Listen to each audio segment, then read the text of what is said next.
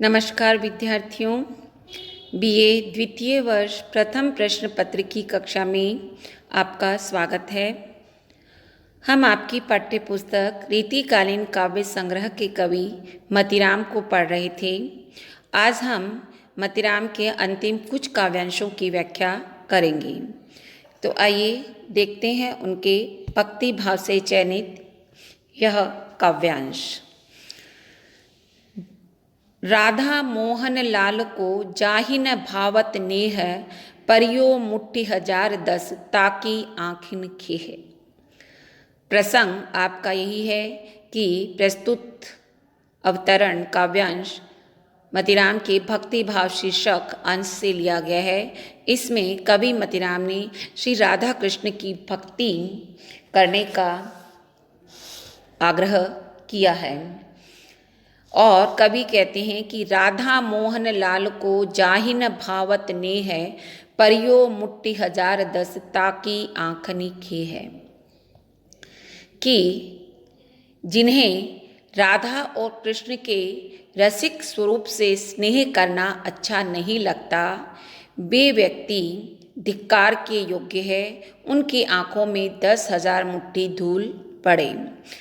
एक अन्य अर्थ ये भी कि वे व्यक्ति चाहे कितने ही धन संपन्न हो, परंतु उनकी आँखें जो है, आँखों की सार्थकता नहीं है, उनकी आँखें धिक्कार के योग्य हैं। श्री राधा कृष्ण से प्रेम की व्यंजना यहाँ पर हुई है। इसके अतिरिक्त अनुप्रास अलंकार आप इसमें देख सकते हैं। दूसरा देखिए, गोप सुता कहे गोरी गुसायन, पाए परो बिनती सुनि लीजे, दीन दया निधि दास के ऊपर नेक सुनित दया रस भीजे। इसमें कवि ने अपनी भक्ति भावना का निरूपण किया है। इसमें कवि कहता है कि कोई गोपी ने राधा गोरी गुसायन, गोपी ने अथवा गोप सुता यानी गोपी अथवा राधा ने प्रार्थना की है कि हे गोरी गुसायन पार्वती के स्वामी भगवान शिव, पाए परो विनती सुन लीजिए। मैं आपके चरणों में पड़ती हूँ, मेरी विनती को सुन लो। दीन दयानिधि दास के ऊपर नेक सुनित दया रस भीजे। हे दीनों के दया के भंडार, इस दासी के ऊपर अपने या इस दासी को अपने दया रूपी रस से सरोबार कर दीजिए, दया रूपी रस में भिगो दीजिए। कहने का प्रय कि आपकी दया दृष्टि मुझ दासी पर भी कीजिए, जिससे कि मैं आपकी भक्ति करती रहूं। अलंकारों में आपका इसमें गोप सुता कहे गोर गुसायन में छेकानुप्रास अलंकार है। गोप सुता कहे गोरी गुसायन में गवर्ण कई बार आने के कारण वृत्त्यनुप्रास है, तो पाए परों में छेकानुप्रास अलंकार है। इसी प्रकार से दया रस में रूपक अलंकार का प्रयोग है, दया रूपी रस की वर्षा कीजिए। अगला देखिए, देहि जो ब्याहे उत्साह सो मोहन, मात पिता हूँ को सो मन कीजे, सुंदर सांवरो नंद कुमार बसे, उर्जो वह सो वह दीजे। इसमें कोई गोपी अथवा नायिका कहती है कि हे भगवान, देहि जो ब्याहे उत्साह सो मोहने, हे मोहन या हे श्री कृष्ण, यदि आप मुझे ब्याहे मतलब विवाहित होने का उत्साह देखना चाहते हैं तो अपने मन को माता पिता के समान कीजिए। माता पिता की एकमात्र आकांक्षा होती है कि उसकी पुत्री को सुयोग्य वर की प्राप्ति हो, तो ठीक वैसा ही आप ममत्व भरा मन कीजिए। और सुंदर सांवर और नंद कुमार बसे, उर्जो वह सो वह दीजिए। और मुझे ऐसा वर दीजिए कि सुंदर सलोना नंद का पुत्र श्री कृष्ण सदा के लिए मेरे हृदय में बस जाए। भाव यह है कि गोपी पति के रूप में यहाँ पर श्री कृष्ण की कामना करती है और ईश्वर से उसे ही पूरी करने को कहती है। श्री कृष्ण भी मुझे पति रूप में प्राप्त हो। अगला है, विषयनी ते निर्वेद वर, ज्ञान योग व्रत नेम, विफल जानु है ये बिना प्रभु पद पंकज प्रेम। कवि मतीराम ने इसमें कहा है कि ईश्वर के चरणों में प्रेम ही सर्वश्रेष्ठ भक्ति है और उसी से सभी साधनाएं सफल होती हैं। कवि का कहना है कि सांसारिक विषय नीते निर्वेद, सांसारिक विषय वासनाओं से विरक्ति रखना वर यानी श्रेष्ठ है। इसी प्रकार से ज्ञान, योग, व्रत और नियम आदि भी श्रेष्ठ है। परंतु विफल जान हुए ये बिना प्रभु पद पंकज प्रेम, परंतु ईश्वर के चरण कमलों में प्रेम के बिना इन सभी को निसफल जानिए। क्योंकि जब तक ईश्वर के चरण कमलों में प्रेम नहीं है तब तक ये साधनाएं भी सफल नहीं हो सकती। प्रभु भक्ति से ही सभी साधनाएं सफल होती है। अलंकारों में आप इसमें देखिए, पद पंकज में रूपक अलंकार का प्रयोग हुआ है। ये थे मतिराम के भक्ति भाव से चयनित अंश और अब हम उनके आगे देखते हैं श्रृंगार सुषमा से चयनित ये अंश। शीर्षक श्रृंगार सुषमा से स्पष्ट है कि श्रृंगार सौंदर्य का वर्णन है। तो पहले पद में श्री कृष्ण के रूप सौंदर्य का वर्णन कवि ने किया है। तो जात दिन ते छवि सो मुस्कात कहूँ निरखे नंदलाल विलासी, ये पिलासी नहीं विलासी है, प नहीं है वह। ता दिन ते मन ही मन में मतिराम पिए मुस्कान सुधासी, नेकु निमेष न लागते नैन चकित तुवे तिये देव तियासी, चंद्रमुखी न हले न चले निर्वात निवास में दीप शिखासी। कवि मतिराम कहते हैं कि श्री कृष्ण के रूप सौंदर्य कारण करते हुए कहते हैं कि जिस दिन से नायिका ने, उस नायिका करें कि जिस दिन से नायिका ने विलासी मतलब रसिक शिरोमणि नंद के पुत्र श्री कृष्ण की मुस्कुराती हुई छवि सो मुस्कुरात मतलब मुस्कुराती हुई छवि यानी सौंदर्य को निरखे यानी देखा है। ता दिन ते मन ही मन में मतिराम पिए मुस्कान सुदासी। कवि मतिराम कहते हैं कि उसी दिन से वह नायिका मन ही मन में अमृत के समान उस मुस्कान का स्वाद या आनंद लेती रहती है।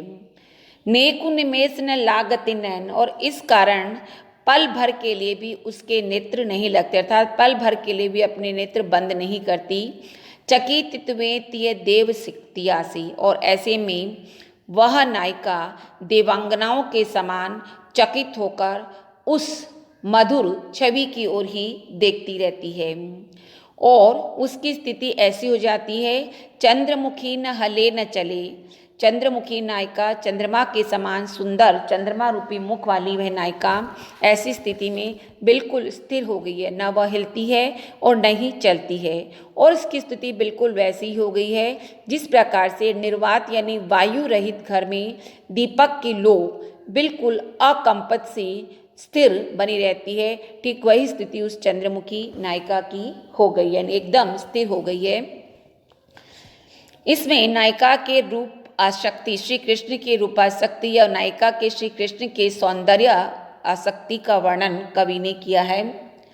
नायिका मुस्कान सुधासी, देव तियासी और दीप शिखासी जैसे उपमानों का प्रयोग नायिका के लिए किया गया है, इसलिए इसमें उपमा अलंकार है। और पहली पंक्ति में भी आपका छेकानुप्रास अलंकार नहीं, पहली पंक्ति में आपका वृत्तेनुप्रास अलंकार देख सकते हैं। निरखे नंदलाल विलासी में निरखे नंदलाल में छेकानुप्रास है। मन ही मन में मतिराम पिए मुस्कान सुधा में वृत्तेनुप्रास भी है और इस पंक्ति में उपमा अलंकार का भी प्रयोग हुआ है। चंद्रमुखी न हले, चंद्रमुखी में रूपक अलंकार का प्रयोग भी हुआ है और दीप शिखासी में तो उपमा अलंकार है ही। इसी प्रकार से दूसरा दोहा देखिए, ज्यों ज्यों परसत लाल तन त्यों त्यों राखे गोय, नवल वधु उर्लाज ते इंद्र बधूसी होय।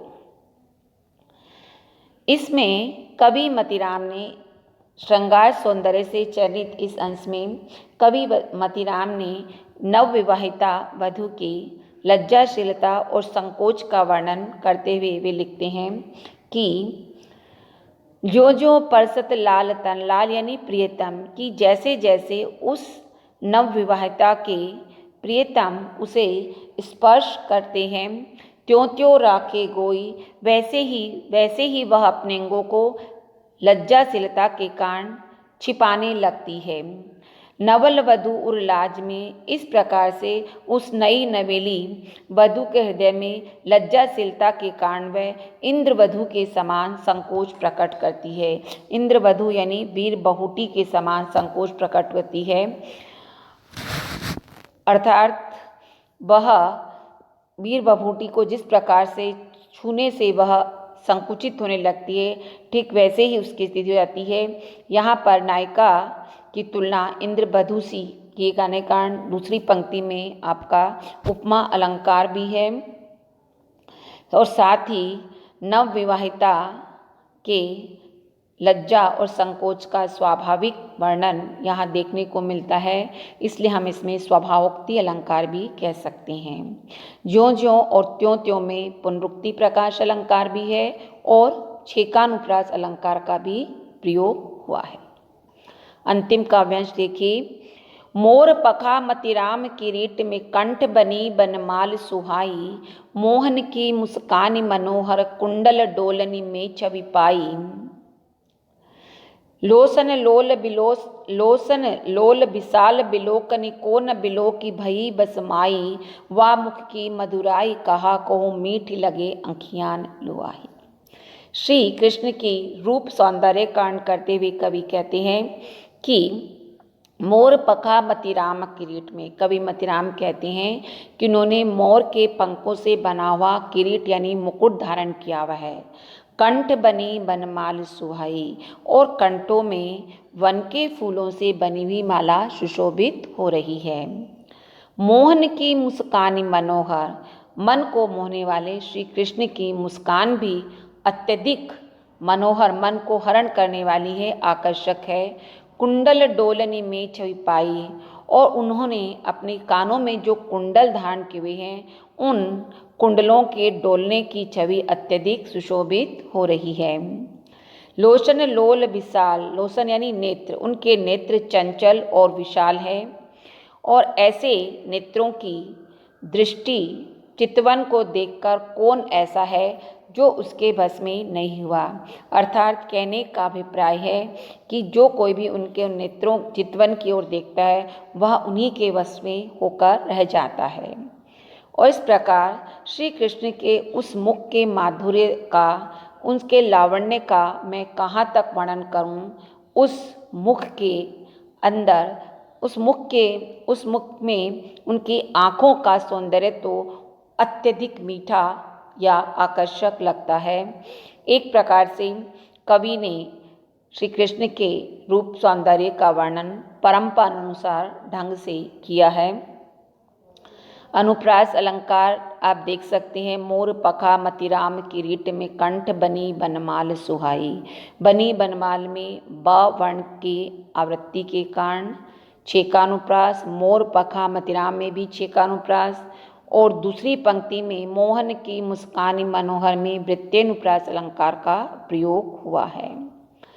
इसी प्रकार से लोसन लोल विशाल बिलोकनि कोन में अनुप्रास देख सकते हैं आप। और एक प्रकार से श्री कृष्ण के रूप सौंदर्य का सर्वांग वर्णन कवि ने, इसमें सर्वांग चित्रण कवि ने किया है। छंदों में आप कह सकते हैं कि सवैया छंद का प्रयोग हुआ है। और इसी के साथ कवि मतिराम हम पढ़ चुके हैं, और कल हम अगले व्याख्यान में हम कवि वृंद को पढ़ेंगे। धन्यवाद।